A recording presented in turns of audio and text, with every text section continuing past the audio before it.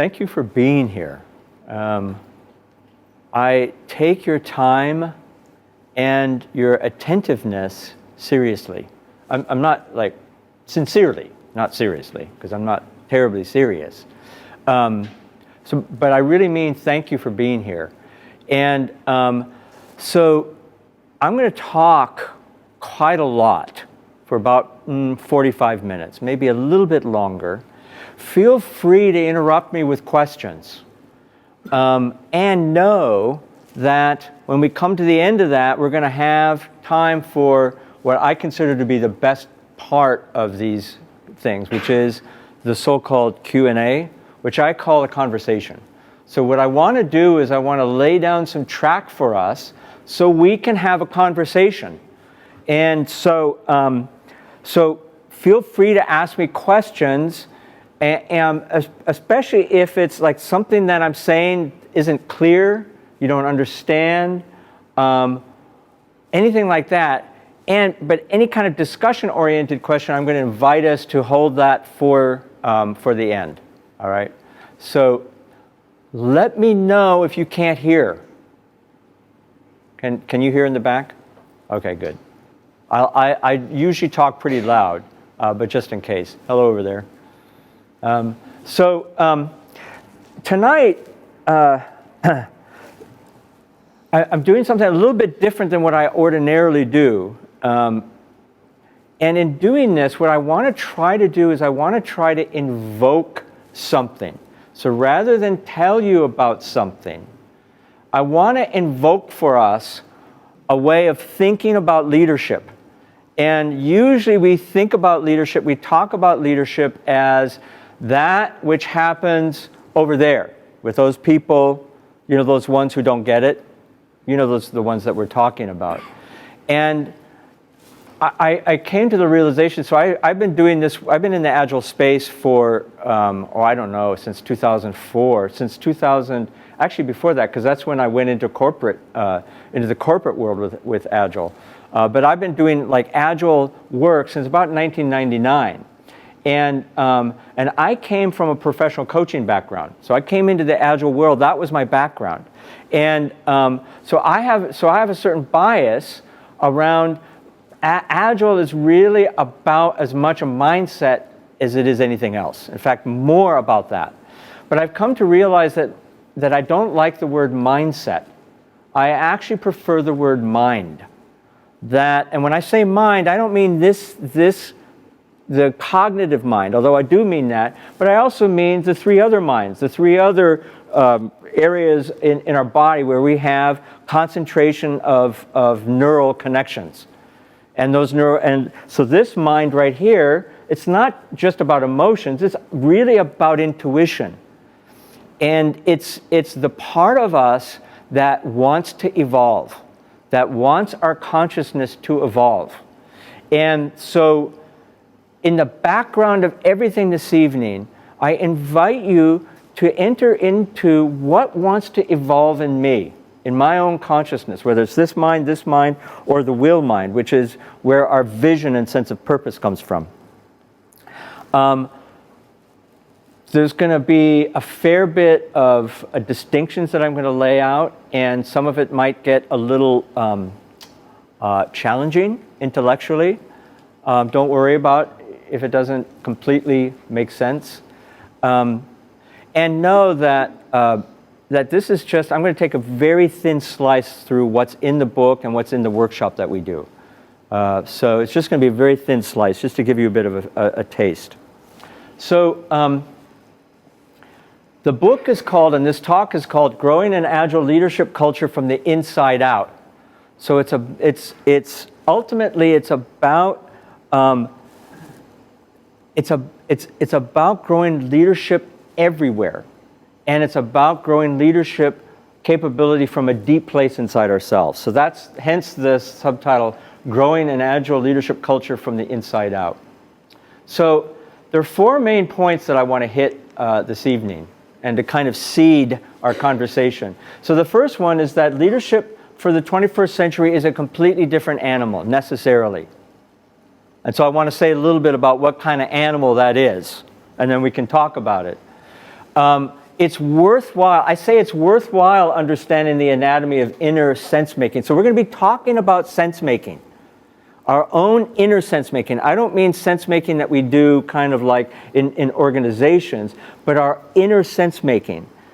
That which happens in our minds, that which is happening right now, as you're making sense of what I'm saying, you're putting it into known categories. And what I'm going to invite us to do is to consider that those known categories are part of what keeps us all stuck, no matter how, quote, enlightened we are. So we're going to be talking about sense making and looking at the anatomy of sense making. I think understanding the anatomy of sense making, of meaning making, itself has the capacity to shift our consciousness. It's a really weird thing. But this is something that I've noticed time and again when I talk to people about this stuff. All right, the main point is it's imperative that we be deliberate about our inner development. So all too often when I go into companies and they talk about growing people, it's a lot of waving hands and a lot of, in my view, uninformed, unprofessional technologies. There is a whole technology. There's almost 100 years of research. In fact, if you look at the wisdom traditions, there's thousands of years of research that tells us how to do this. And in the agile world and the technology world, we ignore it because we want to invent it ourselves. And so I'm wanting to help us appreciate the value of bringing research in, science and art, into what we're doing. And to be serious about it, to be actually become students of it. And then finally, I'm going to say very briefly about the role of organizational leaders and managers, right? So we're not talking about organizational leaders and managers tonight. That's a whole other topic. It's all in the book. All the stuff that I'm hitting on is in the book and in much more detail. Okay, so the thing, I think I've made this clear, but I'm just going to kind of like make it very obviously clear. So what we're not talking about or focusing on tonight is operational or business agility. You know, the kind of outer manifestations of agility. We're talking about inner agility. So forgive me, I'm going to lay down a kind of a thread here. And it might seem a little tedious, but it won't last too long, I promise. So if we think about the world that we live in today, whether you're looking at it from the perspective of market, technology, business, or even our own daily lives, it has this kind of character. It has the character of volatility. Like, how many people know somebody who has a volatile kind of personality? My wife, she's from Sweden.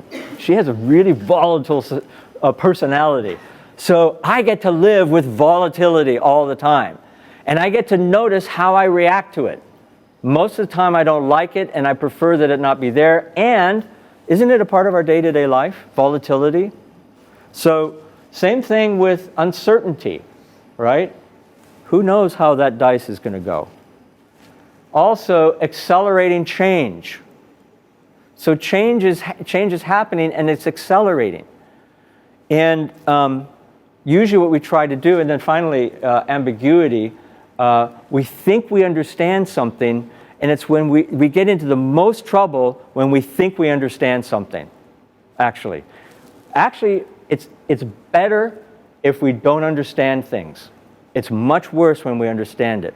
Because now what we're doing is we are habitually invoking old patterns for what's potentially a situation that doesn't fit that pattern, right? So all of this, if you put it together, is something that the U.S. Army has a term, they call it VUCA. Yes, I know that for those of you who know this term, C stands for complexity. I don't like complexity because complexity is the overall character of it. I prefer accelerating change. All right, so how do we typically approach VUCA? Predict and plan. And again, this is something that we sort of know, but I'm inviting you to think about this from the perspective of your own life, of your own habits, right? Because I promise you, all of us live in this predict and plan way? I know I do. So predict and plan is that everything is knowable ahead of time, right? We assume that there's a linear relationship between cause and effect. So we introduce a cause, and when the effect is different than what we expect, we get upset, don't we? Tell the truth. Don't you get upset? Right? And so I'm wanting us to be implicated in this, so that it's not just those people out there, because all too often in the Agile world, it's about those people out there. And I'm wanting us to implicate ourselves. So all of that stuff, therefore we plan up front, we decide ahead of time, blah, blah, blah, that kind of stuff that we do in the, with the expectation that that's going to make something different than it was last time, which it doesn't. All right? So that's one approach. The sort of character of this approach is the assumption that the world is essentially like a complicated machine. And if it doesn't work quite well, then we try to improve the machinery. All right? So that's predict and plan. A different response to VUCA is sense and respond. And sense and respond, we recognize that we cannot predict the future, that things are going to change, and that there truly is a non-linear relationship between cause and effect. And most of us don't live like this is true, because it's really hard. To actually live like this is true is really hard. It requires us to be able to stand in the unknown for longer than a couple of minutes. And to stand in the unknown, like, for instance, imagine standing in front of a group of 500 people and you don't know what you're going to say. You know, the fear of being in front of groups, the anxiety that we experience, and we cover it all up with plans, with designs, with strategies, both in our own lives and in the work that we do with the people that we're trying to guide and assist and inspire. So that sense and respond, it's a completely different mode, right? It's a mode, it's a living systems model, it's a recognition that the world is inherently complex, that it's nonlinear. We don't know what will happen if we do this thing. And if we can recognize that, things get different. So what would a sense and respond leadership look like? So inside this question, I think of a leader as anyone who's willing to take responsibility for their world, their inner world and the world around them. Not like blame, not blaming themselves, not feeling guilty, but willing to take responsibility. So that's the first thing. Anyone who's guided by a deep inner compass. And I don't mean when it feels good, you know, when we're inspired, but when the rubber meets the road, when go into you know what I mean by inner compass, right? It's like our sense of purpose, our vision, what we're here for, what we're committed to, which we so often forget, at least I do. Anyone willing to recognize and evolve beyond their inner limitations. So this points to a willingness and a capacity to tell the truth about ourselves. And you know how I get at the truth about myself? I listen to my wife. Those of us men, the women have us pegged completely. If you want to know how you show up in the world, ask them what they think of you, particularly at those moments when you're not at your best. So I actually, I'm a student of my wife because she is so critical. She is so critical, and sometimes I hate her for that.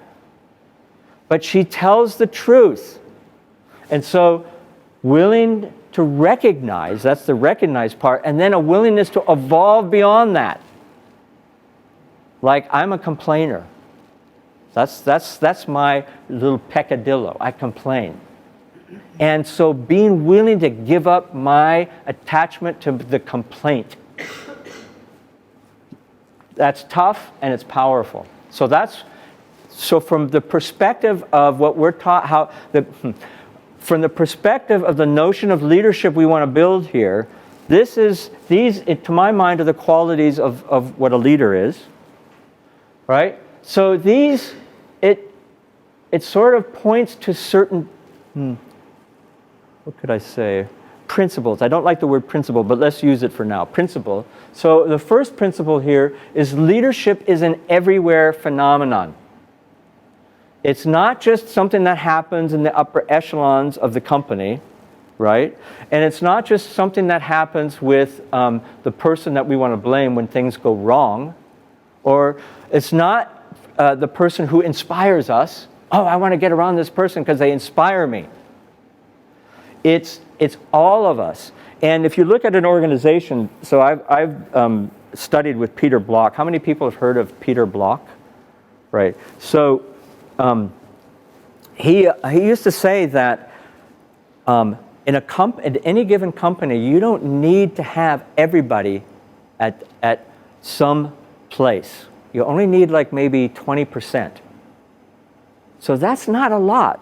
So like 20% of an organization operating at a different level of leadership, that creates a powerful quorum. All right. So what I mean by leadership is an everywhere phenomenon, it's everywhere, but it's not necessarily everybody. The second of these principles, leadership happens in relationship. So the startling thing that I started to see as I was really, because all of these years that I've been a consultant and a trainer and a coach and all that, I've always combined the work I do in the field with research. And I started to realize, and a lot of training programs and systems coaching and this kind of thing. And what I started to realize is that that things happen by virtue of relationships, especially in organizations. So we often think that the irreducible quanta in an organization is individuals, that's kind of like the atomic material of organizational organisms, but it's actually relationships. That if we can focus on creating the capacity to have powerful and fulfilling relationships with people, I don't mean touchy-feely, nice, but actually relationships that work, relationships that have a foundation of integrity, relationships that have a foundation of a commitment to one another's excellence. That's what I mean by relationship. All right, and then finally, leadership is a sense-making capability. All right, and that's the part that we're going to unpack this evening. All right, so leadership is a sense-making capability. Okay, so what do I mean by sense-making? This is kind of like a little operating system model of sense-making, right? And you can think of this as happening. I'm talking about it tonight within the context of individuals and also in relationships, but you can think of it as like Scrum is a version of this. Kanban to some extent. All of these agile methodologies are a version of this, and organizations can be a version of this. But we're talking about this at the level of individual, and what happens is that something happens. We sense something, and then we make sense of it. Or actually, to say it more accurately, sense gets made of it in our heads, or in one of our brains. And then we respond, and then we sense. And so there's this sense, make sense, respond. Sense, make sense, respond. And this is sort of iterative activity. And in the background of it all is something that in the research they call action logic. And an action logic is the how of our sense making. So I want to unpack that a bit. How many people here have heard of adult development? I heard the word, maybe. It's okay, a couple of you. So adult development is a whole field of research in psychology that has come to understand how it is that people's minds evolve. So we know, for instance, that we can observe that children evolve in their consciousness, in the complexity of their sense-making. But the same thing happens in adults. And until relatively recently, it was assumed that it basically stopped at age 25. But it actually continues. And so, so we want to recruit the ideas and research from this field of adult development. All right, so there are people like Claire Graves, Suzanne Cook-Greuter, Jane Lovinger, Robert Keegan. How many people have heard of Frederick Laloux? So he wrote the book, what's it called again? Reinventing Organizations, thank you. He wrote the book Reinventing Organizations, and his work is based on all of these people, all of this research. So he brought it into the business context. All right, so take a look at this picture. So to get a taste for what we're talking about when we're talking about action logic and meaning making, take a look at this picture. And what do you see? 2 ladies. Huh? I know the picture. Oh, you know, so if you know the picture, don't say anything. I just said 2 ladies. Okay. So how many people see kind of a youngish woman with a small nose? And how many people see a sort of an oldish woman with a large nose, right? So where does that picture occur? Up here or in here? It occurs in here. And Robert Keegan, I've seen him use this a lot, he uses it to make a point that we don't find a world, we make it in our heads. And the way that it gets made is determined by an action logic inside our heads. And it happens instantaneously. Somebody says something to you, and you have a thought about how to react to it, or what you think about it, or your opinion. And that thought is created, it has a theory in it.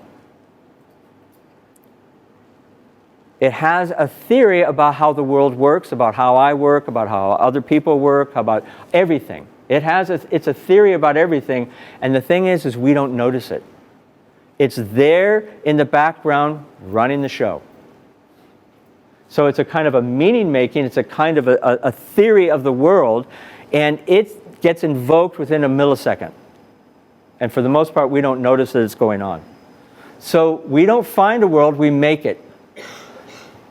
And another way you could say it is that we see the world through a kind of a lens or a schema, but the lens actually is probably more inside the head and probably down here as well. So it's helpful to think of this in terms of, I'm feeling like I'm belaboring this point a little bit. And am I? Okay. Okay. All right, good. So it's helpful to think of what we're referring to in the following way. So one dimension, we have our competence, our skill, the actions that we take in the world. You know, our know-how, our ability. You know, it's what we identify with most of the time. You know, when we want to get better at something, what we do is we try to increase our skills. Most workshops are about teaching new skills. Like communication workshops are about teaching communication skills. Software development workshops are about software development skills. And you know, pretty much everything that when we do training, it's mostly dealing with skills. And a long time ago, this vice president asked me, so how do you train leaders? And I responded, it just literally came out of my mouth. It was one of those moments of intuition. I said, I don't think you can. That it's something that has to be grown. So there's this other dimension, which is this dimension of action logic. And it's my view that in order to help people become to develop the competencies and skills, the capacity for action that's congruent with leading, the way that we're describing it here. Remember, we're talking about leadership as an everywhere phenomenon and is in relationships. That leading, in order to increase our competency and skillfulness as leaders, as everywhere leaders, we need to actually grow our action logic. So competence, skill, and action, this horizontal plane, is the what of our thinking, what of our sensing. And the action logic is the how of our thinking, the how of our sensing.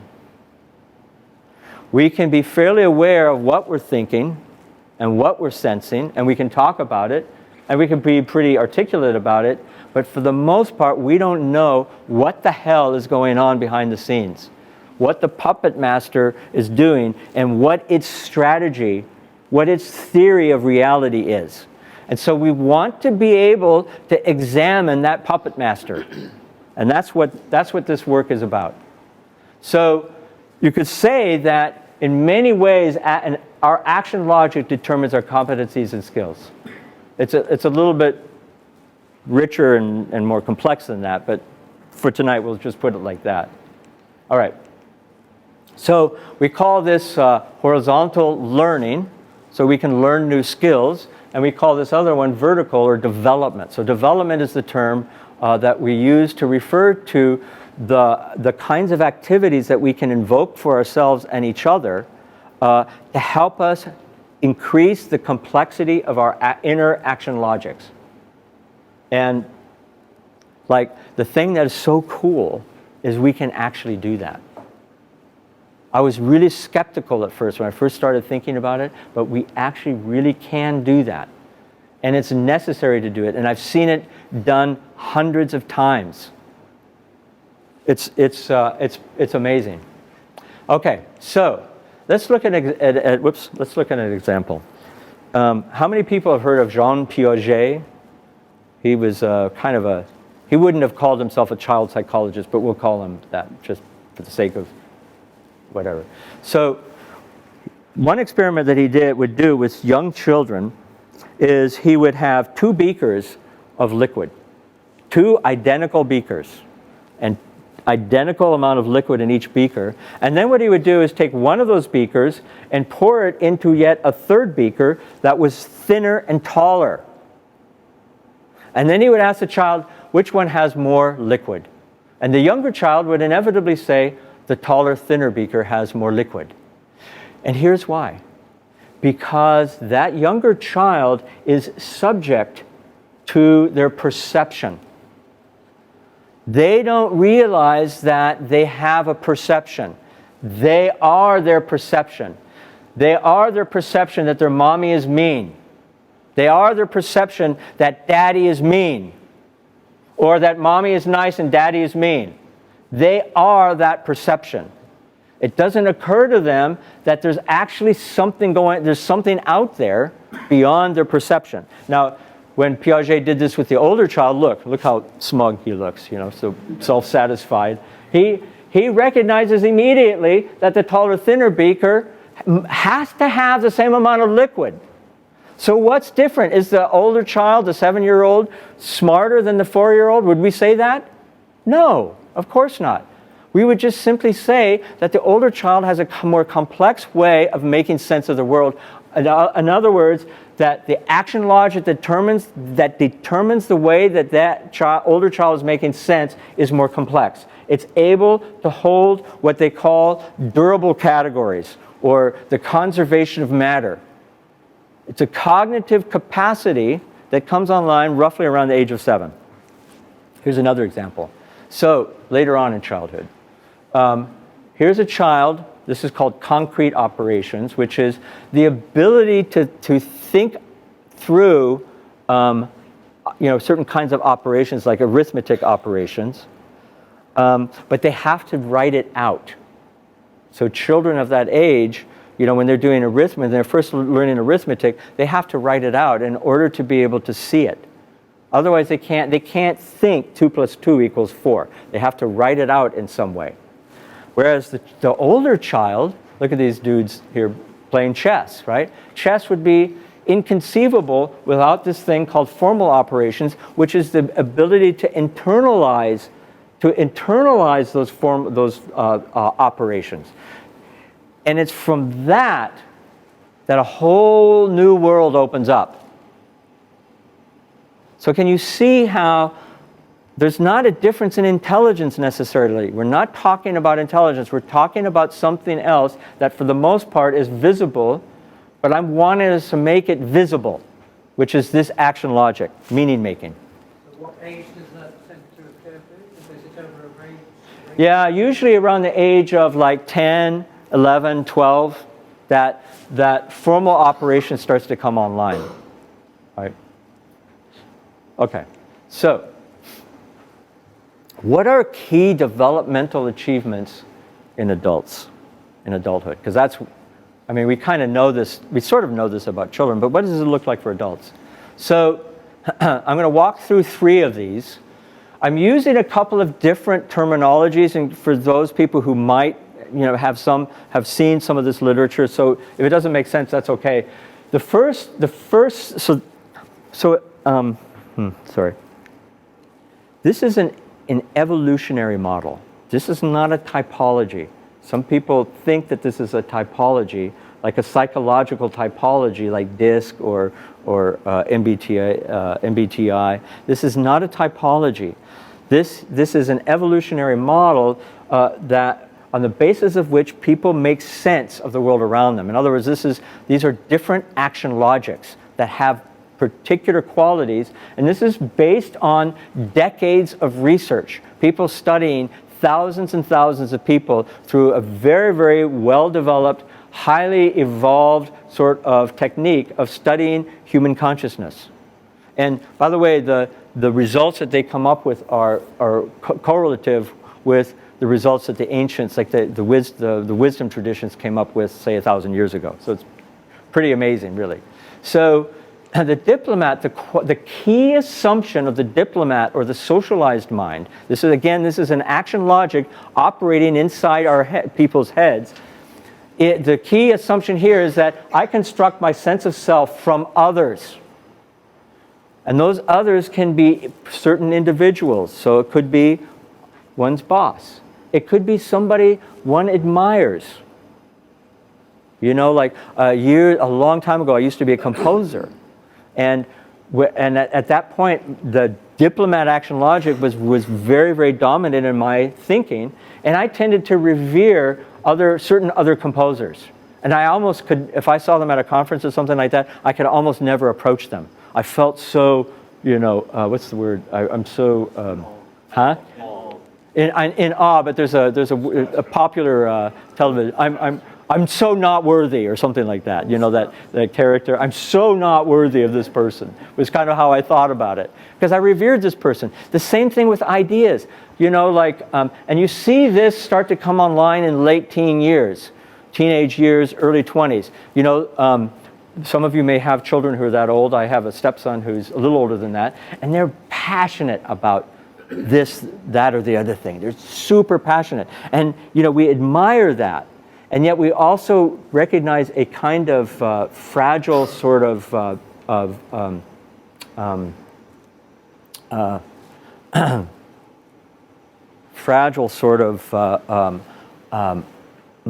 what's the word I'm looking for? Innocence about it, right? So that's diplomat action logic. The next one at a later stage of someone called the paramedics. Can we proceed? I have full trust that these able people will take care of this. So the next one, the next one is called expert. And it's at a later stage of evolution. It's a more complex action logic because they're no longer identified with simply other people or other ideas, that they've come to be able to stand on their own. But what they identify with is their craft. So if you look at like software developers, really highly skilled software developers or project managers or just about, and many of us actually may have quite a lot of this. A lot of Agilists really identify with their sort of Agile expertise, their ability to give really good training and that kind of thing. So, so that's the expert action logic. And the limitation of the expert action logic is that they're not able to see beyond their own sort of craft logic. Is this making sense? Mm-hmm. Yep. So the next more evolved, and by evolved, I want to keep emphasizing that I'm talking about it. It's an action logic that has a capacity of dealing with greater complexity. The next stage is called achiever, or later. Later stage self-authoring. And the achiever is able to move beyond the limitations of the expert. They're no longer zeroed in and focused just on their own area of expertise. They're able to see the broader context. But the way that they relate to the broader context is that that broader context is that which they can command. So most executive leaders, this is about as far as they get. They get to be achievers. In other words, they construct their sense of self from their ability to command the bigger context. Does that seem reasonable? Okay. So all of that is perfect for predict and plan world, isn't it? But it's insufficient in the face of VUCA. Yes, please. Diplomat. Yeah, diplomat, expert, achiever. Yeah. And can you see that that's a kind of a progression in complexity of action logic? Again, I want to keep emphasizing that this is action logic. This is a deeply held theory of how the world works. And it's a theory that that produces the thoughts, ideas, competencies, all that kind of stuff that we have. So it's insufficient for a VUCA world. We need something different. This is catalyst. So the next stage is catalyst, and this is actually really a different quality. I want to come back and remind ourselves that we're not talking about organizational leaders in positional roles necessarily. We're talking about remember we established that this is about an everywhere leadership. And what I've noticed over all the years, for many years I've been leading workshops with Agile Coaching Institute. How many people have heard of Agile Coaching Institute or maybe been in some of the classes and workshops? So it's been really remarkable to see how many people can develop within themselves this way of thinking. And I'll say something more about that in a moment.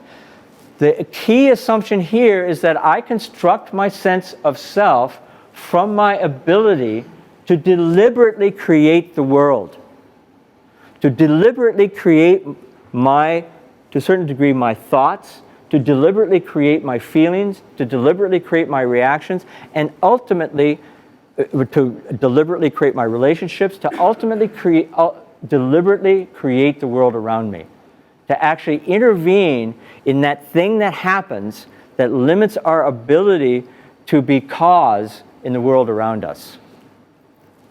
All right, so just say a little bit about what this looks like. So I use the word vocabulary because it's something I really get into in the book is that we can't really teach people how to create a mind like this in themselves, but we can create an environment, a deliberately developmental environment in which people can create for themselves this sort of inner action logic vocabulary. And it has these qualities. The first one is pluralist. So it's pluralist is the ability to hold multiple perspectives, to not be wedded to that single perspective, the one that we think is the right perspective, or the one that doesn't even occur to us that there might be a different perspective. So being able to hold multiple perspectives. The second one is ecologist, which is the capacity to really see the bigger picture, to take in the bigger picture, not just the capacity, but like a recognition that we can't possibly deal with complexity unless we're able to take in the bigger picture, the ecological view of reality. The third one over there is visionary, which is a willingness and a capacity to and be grounded in one's sense of purpose, one's inner compass, as we were saying earlier. And then finally, self-transforming, which is the capacity for it's the capacity for incredulity in our own point of view. I'll say it in a slightly different way. It's the willingness to suspend belief in how I think things are. It's not self-doubt in the sense we usually talk about it. It's the capacity to be able to say to myself, wow, what my wife said to me doesn't sound right, and it's probably true. How might that be true? So it's that question, how might that be true about me? It's not necessarily assuming that it is, but how might that be true? That's what self-transforming is. That's when self-transforming begins. So such a manner of thinking is already leadership. This is already leadership. In fact, I would say that leadership is the capacity for complex sense-making. It's the capacity to have and be able to invoke in others a rich and complex vocabulary, action logic vocabulary, that has both myself and others around me be able to deal with the high complexity of VUCA around us in a way that matches that. All right, so let's see. I want to just pause and just find out, how are we doing? I have a couple more things to do before we open up for a conversation. But how are we doing? Maybe just a couple of people. Just say kind of how this is going. Okay. Yeah. Well, so, and maybe a little more specific, okay? Okay in what sense? Just a couple. We're not going to spend a lot of time, but I just wanted to check in. Yeah. Insightful, the higher levels you're getting, more and more insight. Okay. So for you, it's insightful. There's some insight that's happening for you. It's giving Right, you a right. structure that makes enormous sense. Yes. Utterly fascinating. Yeah. Next to you. Yeah. Okay, good. Okay, cool. Yes. And speak really loudly so that I don't know. Yeah. Oh, yeah. Big one. Uh-oh. Upside down. It's upside down. It's upside down. We're showing. Is it on? Does anyone hear that? There's a button on. There's always that button. That's okay. Well, Is that good? it only goes into the camera. But that's useful because I've gotten feedback that people can't hear the questions during the Q&A. So awesome. So inspiring. I'll just say back what I'm hearing people say right now. Inspiring. Yeah. A couple of other. It's providing good insight into some of the people I work with, and I realise I've got a long way to go myself. Good. So it's creating some insights about how other people that you work with that makes you realize you yourself have a long way to go. Not necessarily them. What you're saying reminds me of a really funny joke about personal development programs. So I've done a lot of personal development programs, and the funny joke is that I went to this personal development program, and I was up until 3 o'clock in the morning every day for 4 days. And I finally got home. I did all the work, and everyone at home got better. It's like that. Yeah. Cool. Yes, please. During the talk, many things I'm able to relate to my experience, Yeah. and then I said, "Oh, yes, that happen, I can do something different. Yes. Yeah, awesome. Okay, so you said that this is helping you have a way of relating to your own experience and gives you the thought that maybe I can do something differently. Okay, good. I just wanted to kind of just spot check, see where we're going.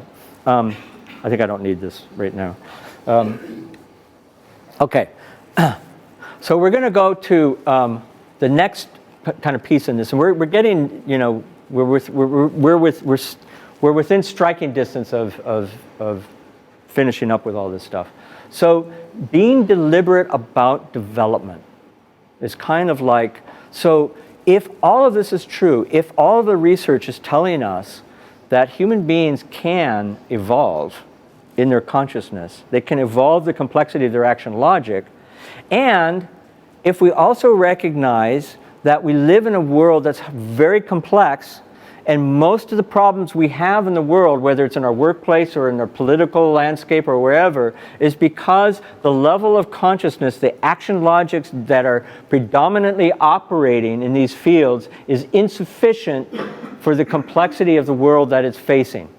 If all of that's true, I would say that we want to be deliberate, much more deliberate than we are about growing about developing ourselves and other people.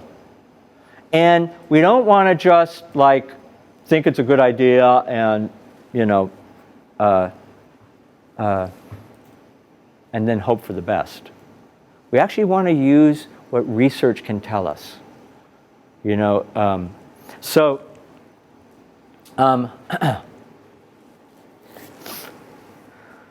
elementary schools are very deliberate about childhood development. When I talk to people who are professional educators, they've been trained and educated in childhood education, they talk about it like the elementary school is a kind of developmental environment. It is, I'm going to use a term, it is a deliberately developmental environment. It is deliberately developmental.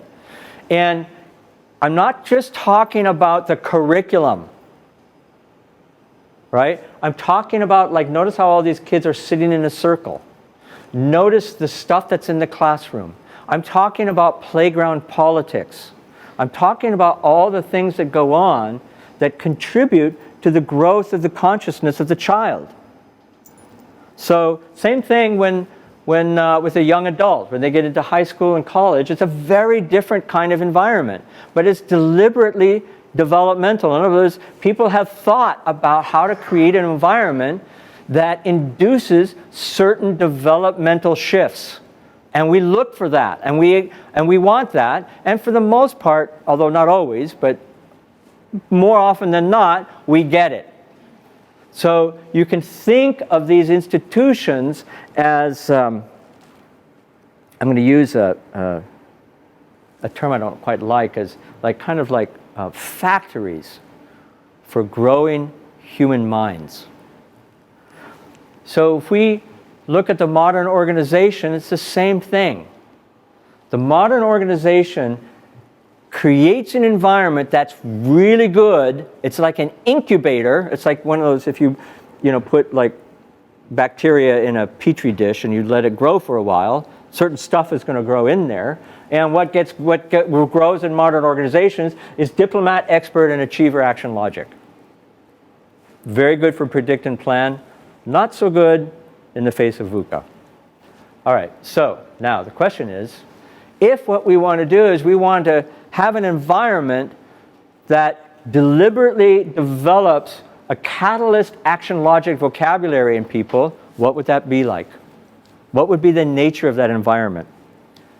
Mark, Yeah, sure. sure. Last slide. Yeah. Do you think that the action logic in modern organizations begins in the elementary school level, and that's why we have it, because it's embedded into us from the very Yes. beginning? So the question is do I think that the action logic of modern organizations begins at the elementary school and moves up through? Absolutely. It is a total progression. If we didn't have, you can think of elementary schools, the purpose of elementary schools is to get people ready to go to high school. And the purpose of high school is to help people get ready to go to college.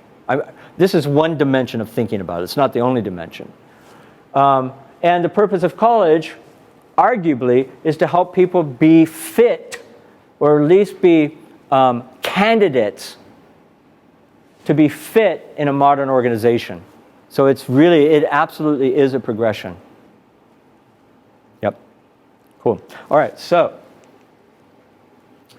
I want to introduce an idea, and this is just such a teaser, because really the whole point of the evening is to invoke us into thinking about the notion of action logic. And so I don't want to overly burden ourselves. If we did that much work this evening, that would be a lot, right? But I just want to give you a little bit of a teaser to come to what these question marks might look like. You can imagine an organization, and there are organizations out there that are like this, that are really committed to developing people in the sense that we're talking about it here. It's been documented in a book by Robert Keegan. It's called An Everywhere Culture, the Deliberately Developmental Organization. So they've documented several companies that actually do something like what I'm about to describe. What I'm about to describe is a little bit different.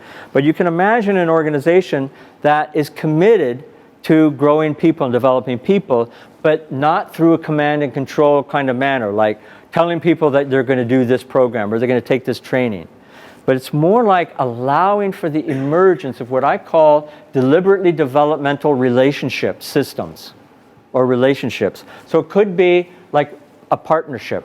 So my business partner, Clive Prout, with whom I lead our workshops, all of our workshops we co-lead. There are always two leaders, and part of what happens in the workshop, part of what catalyzes the transformational effect of the workshop is what happens with the two leaders in front of the room.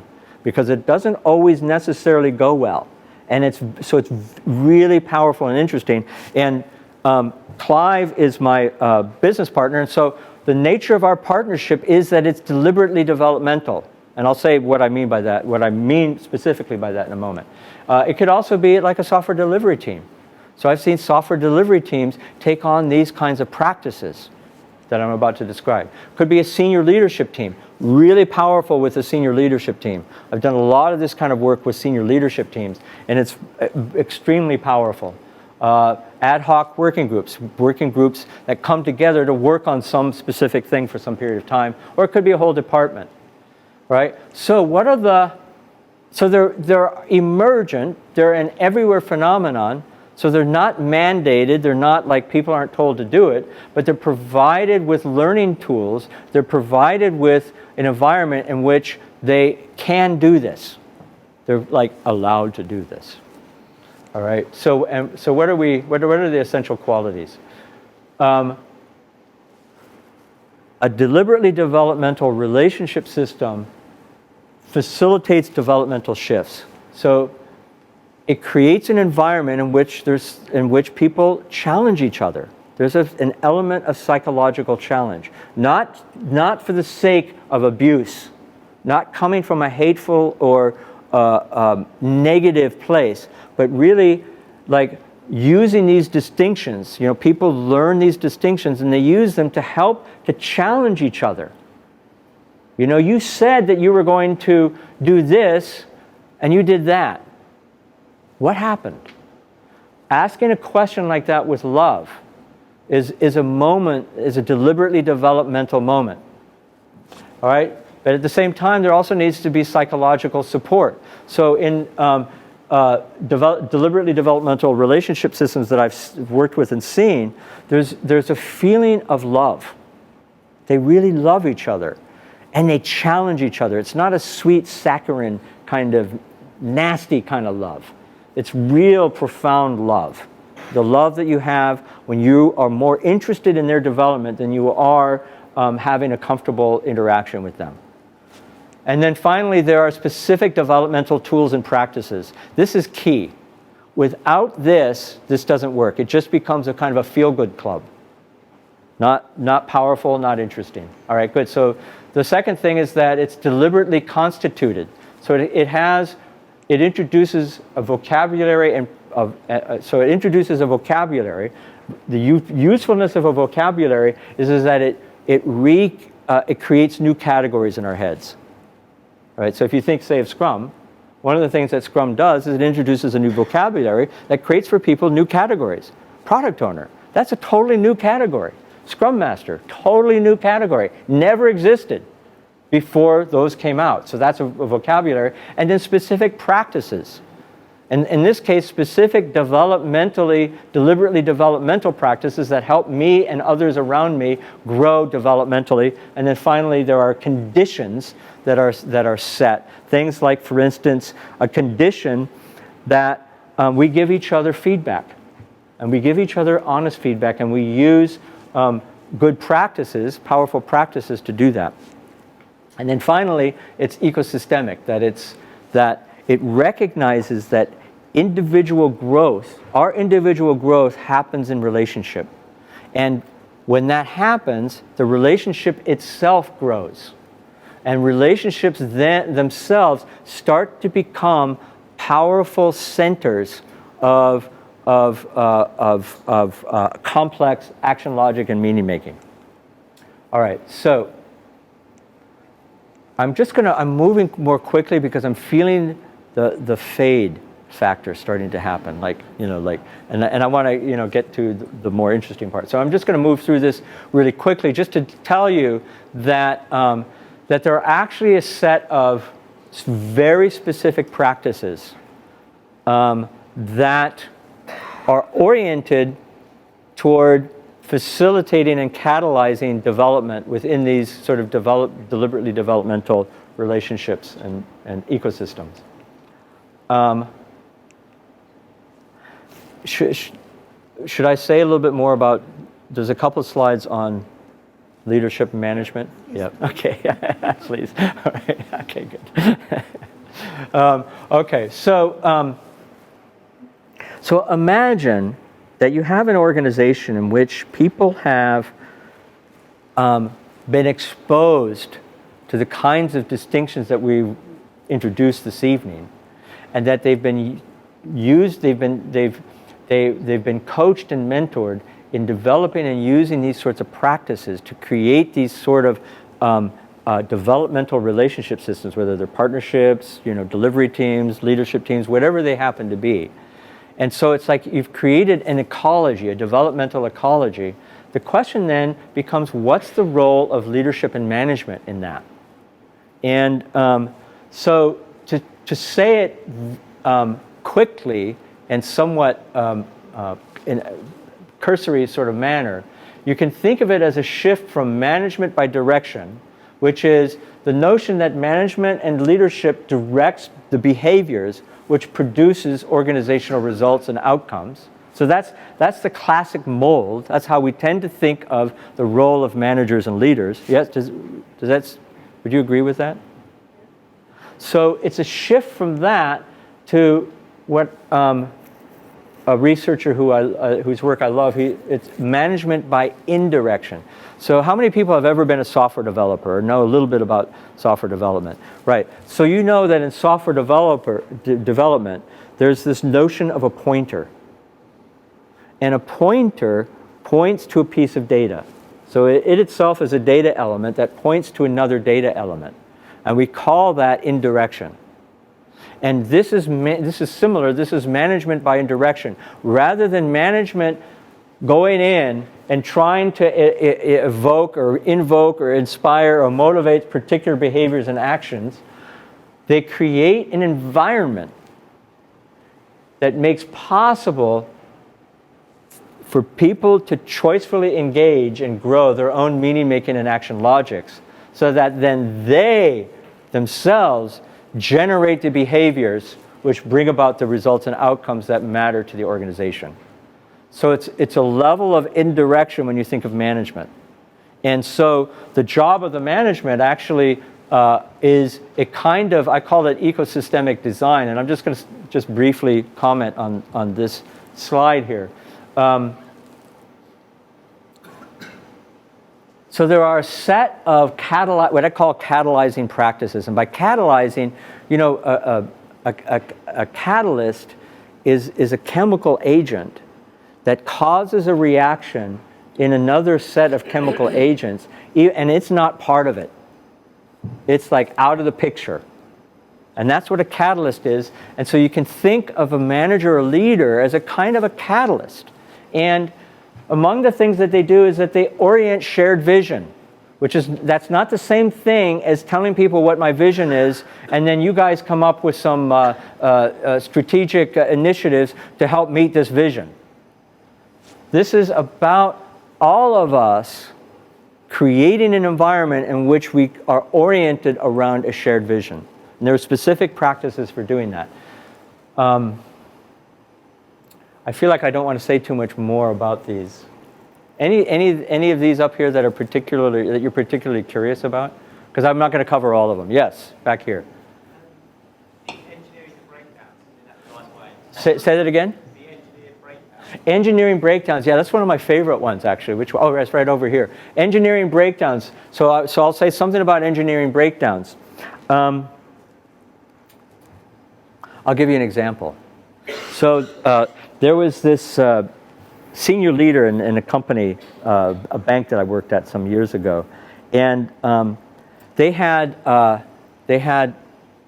9 agile teams that were delivering a number of product lines. So there are all these product lines coming in, and these 9 agile teams were kind of handling it, and it was a cool thing, and they were meeting with some success.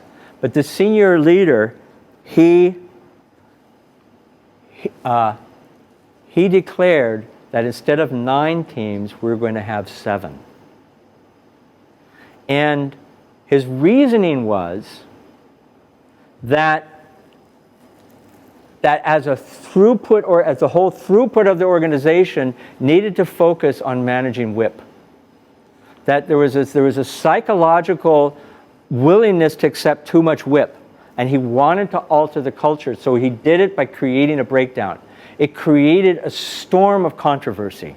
It was hugely controversial. The product, you can imagine, product managers were saying, well, we're not going to get all the stuff that we want. Well, what ended up happening a year later is that those 7 teams, the throughput was much faster than the 9 teams were, because they were forced to truly innovate in how they worked together and how they worked with product management. So that's an example of engineering breakdowns, not for the purpose, I mean, he wasn't like trying to save money. That was not at all the point. And he was... What happened to the other 2 teams? The other 2 teams, they worked on something else. They worked on some other kind of set of streams. I love Tobias. He's such a humanist. Tobias and I go way back for a long time. I love that. Yeah, maybe one more that you're curious about, and then we'll kind of wrap this up. Yes?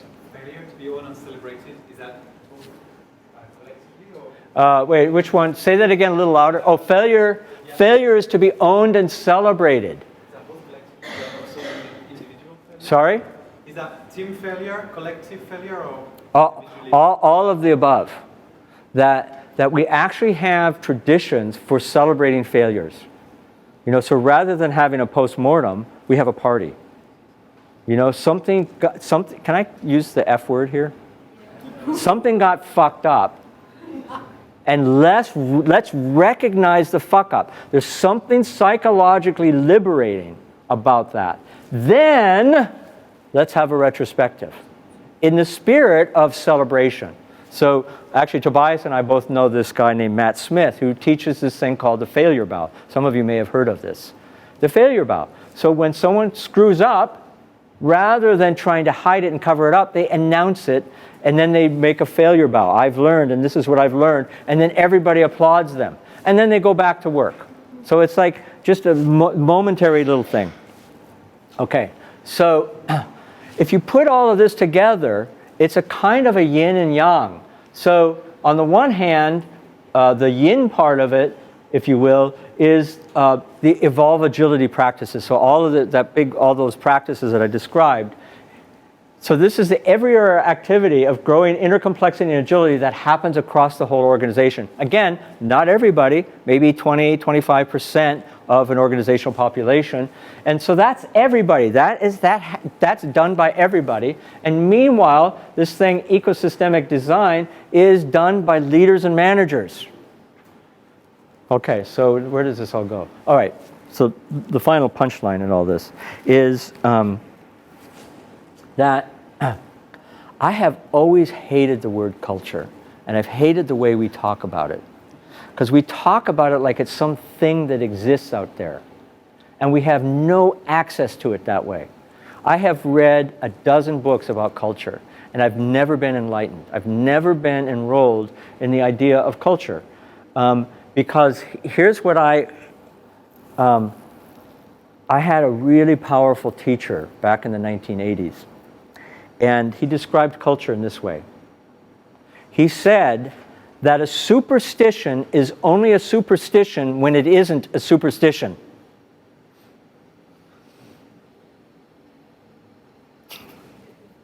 I know, it took me a while to wrap my mind around that. A superstition is only a superstition when it's no longer a superstition. When it's just the way things is, or the way things is, that's a superstition. When we recognize it as a superstition, somebody else's superstition, that's a superstition. Somebody else's lie, somebody else's cunning, that's their thing. It's a superstition is only a superstition when it isn't a superstition. So what I realized when I heard that was that I am culture. That culture is in me, and that culture uses me for its ends, whatever it is, which speaks through our action logics. Our action logics are the atomic material of culture. And if we want to transform culture, it's a little bit pat to say we need to transform ourselves.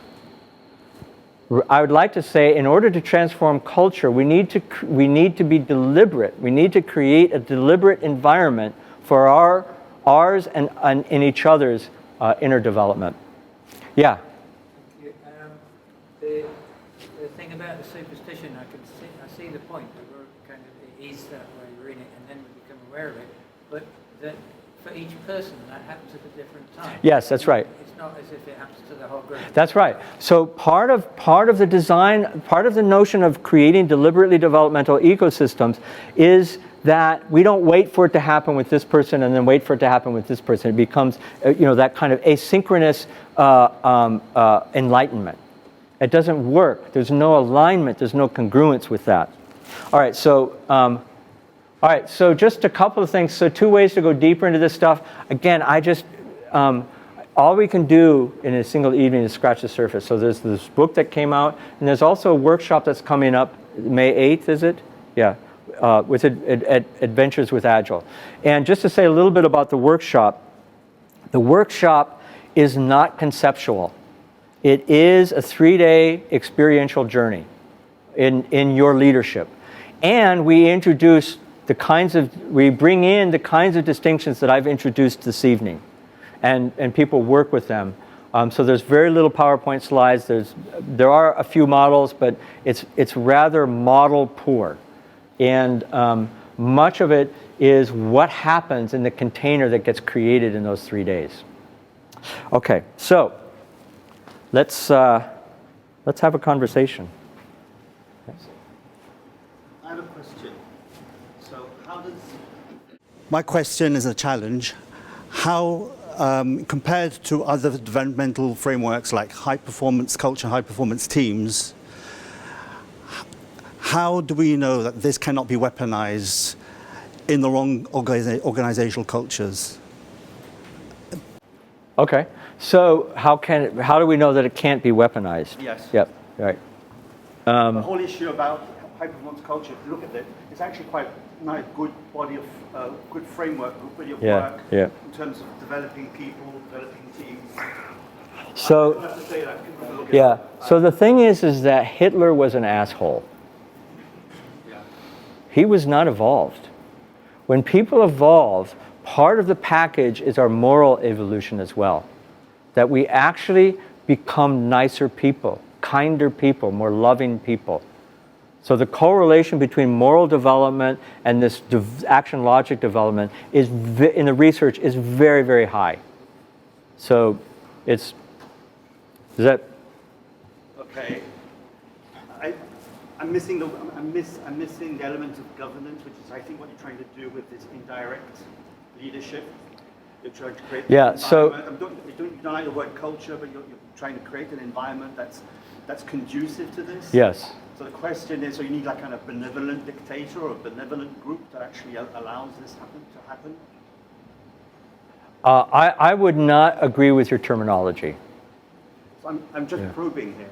No, well, I don't know what I don't, but I'm actually going to ask that we just put this aside for now, because this is a kind of a conversation, because you're bringing in a lot of exterior distinctions, external distinctions that are outside of this conversation, and so then I have a feeling of vaguely being pressured to try to address these things that you're bringing in, and I find myself wanting to resist that. Is that all right? Fair enough. Okay, good. Thank you. Thank you. Yes, please. Oh.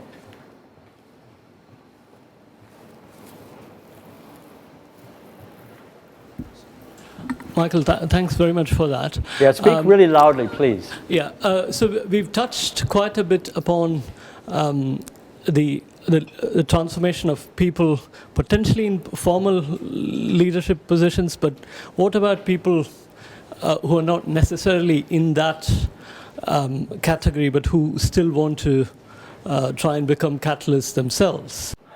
This is for everybody. So this is for the software developer on a team who has a vision for how their team could be. And so there are moments of leadership for everybody. I mean, this is the whole point. In the face of complexity, things are too complex, and so it's not just a matter of pushing decision making down to the bottom. To me, that's ridiculous. If the level of consciousness of the people who are making decisions is insufficient for the complexity of the domain in which they're being asked to make decisions. So we're talking about pushing leadership all the way down and across. So it's for everybody. Not at every single moment necessarily, but at any given moment. And would you say a key part of that is about developing that self-awareness to kind of try and break down your current action logic structure? Yes. Almost self-awareness. So thank you for bringing that in. So self-awareness is it's kind of like a super skill. Not a skill really, it's a super capacity. Self-awareness is it's a condition, a necessary condition for self-transformation, which we talked about a moment ago. That much of this begins with increased self-awareness. Yep, absolutely. The model of evolving in children that you showed, from my wife, who knows a little bit more about that than I do, I know that tends to be a kind of a linear progression for children. When you got to the adult sort of evolving models, with the diplomat and the expert, do you see that as the kind of linear sort of thing, or is it like real evolution? Do I see that as a kind of what? A linear, sort of one step to the next to the next. Yeah, or no, is it's it a really it's a spidering out. Yeah, it's a really good question, because it's something that I really. So did people hear the question? Do I hear the progression from diplomat to expert to achiever as a linear evolutionary developmental progression? And the answer is yes, I do. And it's something else in addition. That increasingly I see it as expanding the range of our vocabularies, of our action logic vocabularies. So you can think of it as that each action logic, as we develop the capacity for that action logic in ourselves, we're expanding a vocabulary. It's like you see this in children, as they grow, they add to their vocabulary. And the vocabulary introduces new categories in their minds. And then that actually increases their capacity for growth. So it's really both of those. It's a linear progression. The research talks about it this way. But some of the more recent research has been talking about it in terms of you're growing a vocabulary. And I tend to see it that way just because of what I've seen when I'm working with people. That seems to be what happens. Because otherwise we'd have to wait for a long time for everyone to get up to a catalyst. That could take a long time. We want to accelerate that, right? Yeah. And I think Addie was. Oh no, you were next, and then Addie. Yep.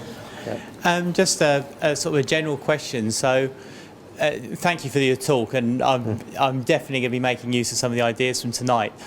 But if you're faced with a person in a more senior position than yourself that you're needing to use these tools around, or perhaps promote these ideas, a Donald Trump type character, how would you approach introducing these kinds of ideas into an environment whereby they may not necessarily even realize the journey that might need to be made?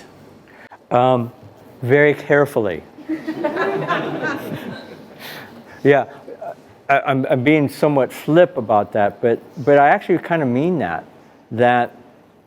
there's a whole branch of coaching called developmental coaching, which is coaching in such a way that recognizes where the person you're coaching is developmentally. So in a sense, you're speaking their vocabulary, but you're kind of raising the level of the vocabulary a little bit to help expand their consciousness. Now, if you're speaking about literally someone who is operating at the action logic level, say, of a Donald Trump, personally, I wouldn't waste my energy, because the person they're not in a place. I don't know. I wouldn't. Let me put it that way. I don't think most of us in this room would, because there are certain people that are just simply not open. Once people reach the later stages of expert action logic, even those three action logics, diplomat, expert, and achiever, they've started to develop the capacity for self-awareness. And it's when self-awareness starts to come online that you can begin to have these kinds of conversations, with the caveat being that you still always need to speak the developmental language of the people that you're working with. And there's a lot more to be said. It's a complex and rich question. I think you're probably close to the expert level. Yes, and that's probably the center of gravity for where most people are at in most companies. But here's the thing. When I go into those places, I don't give a shit. I mean, it's kind of the attitude that I have. I'm going to speak to them. I'm going to be a provocateur, but that can only happen if you can be in relationship with people, if you can be playfully in relationship with people.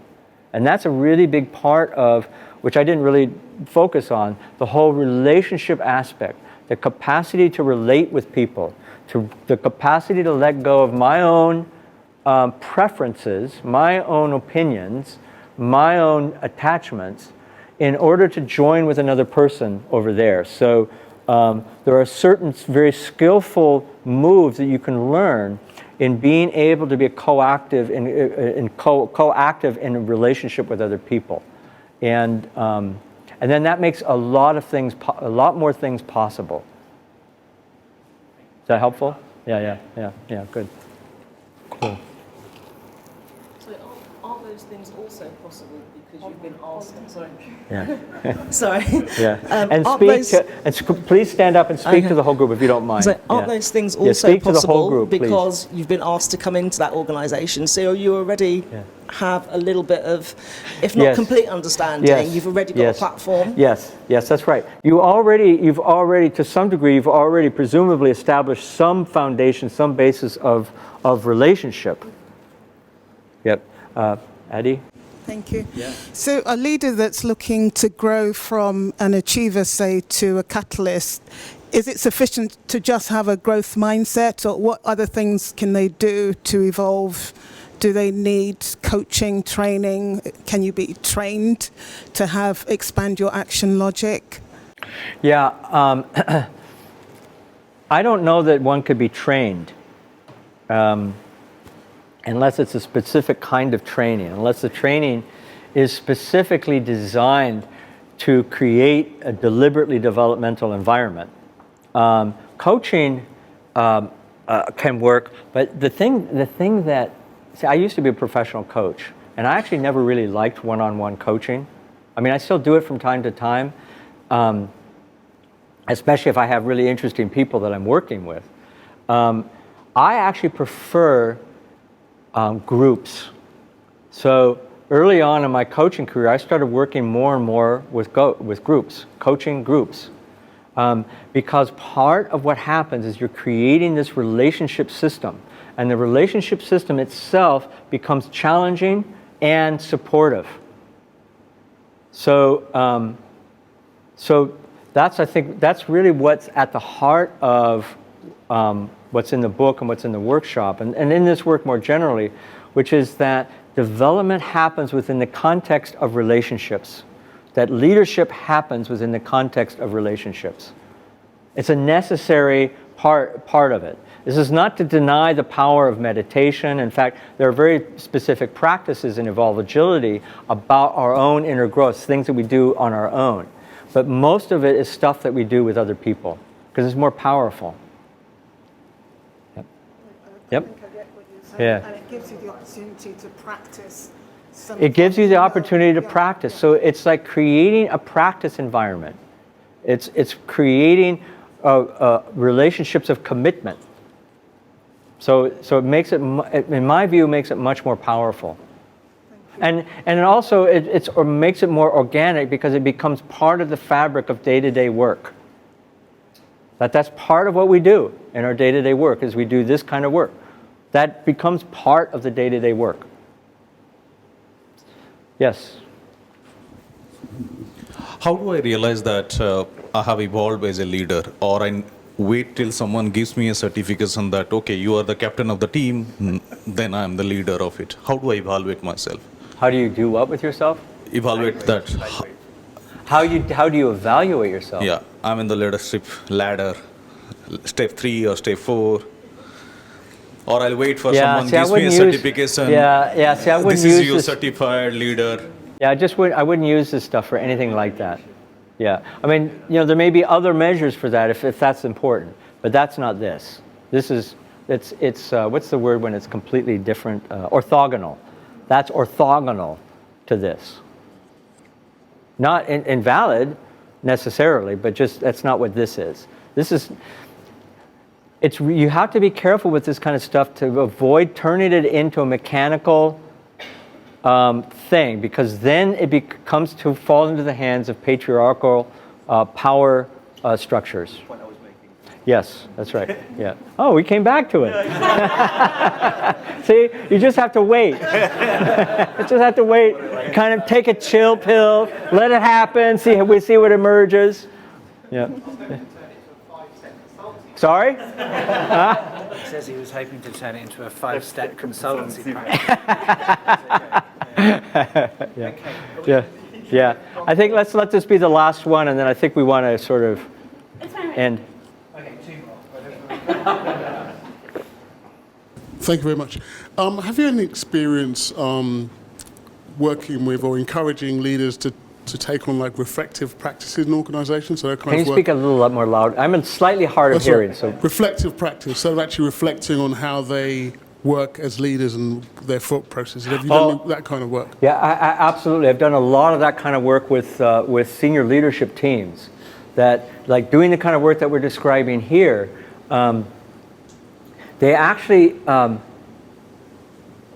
they become much better as individual leaders, but perhaps more importantly, they become a much better leadership team, because they bring in the dimension that has them be not necessarily. How do I want to say this? In creating a deliberate. By the way, am I tracking to your question in the way that you were hoping? Yeah, I think you're. Because I'm going to do a lot of work here, and so I don't want to work it to no avail. Encouraging leaders to first do their own reflection. but also encourage their teams to reflect about how they are as leaders. Yes.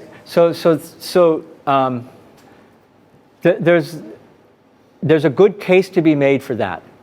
That part of, like, when I go into companies and do this type of work, part of what I insist on is that the senior leadership team is doing this kind of work. Because I mean, let's face it, it doesn't matter how evolved the organization is. People look to senior leadership to see if they're walking the talk. And it's not like, prove it to me, but senior leadership has certain insights about things when they do this kind of work themselves. And that creates a much more solid foundation for creating the kind of environment that I was pointing to toward the end, doing that kind of work that they do. Because, yes, they have to do the same work that everybody else does.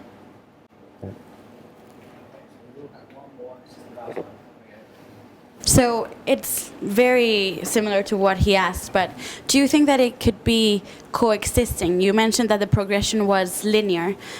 If the senior leadership is not in the top level, that we can still create that environment for everyone underneath, because that's sometimes the problem we face. Yes, Absolutely. In fact, did everyone hear the question? Yeah, in fact, that's absolutely necessary, in my view. Or we have to be prepared for that, and we have to have the kinds of conversations we need to have with the people with whom we need to have those conversations in order to do that. But oftentimes, it's the case that the action logic of senior leaders might not be as advanced as it is in people elsewhere in the organization. And there are reasons for that. I mean, there really are reasons for that. And part of it, I mean, people think that leaders lead and followers follow. But one of my favorite organizational guy who writes about organizations a lot, this guy named Carl Weick, he talked about how leaders actually don't lead. Leaders follow. Organizational leaders actually follow. And so then when they see people doing this kind of stuff, unless they're really recalcitrant and stubborn, they tend to be willing to at least to consider going there if other factors aren't, a factor. Is that useful? Okay, good.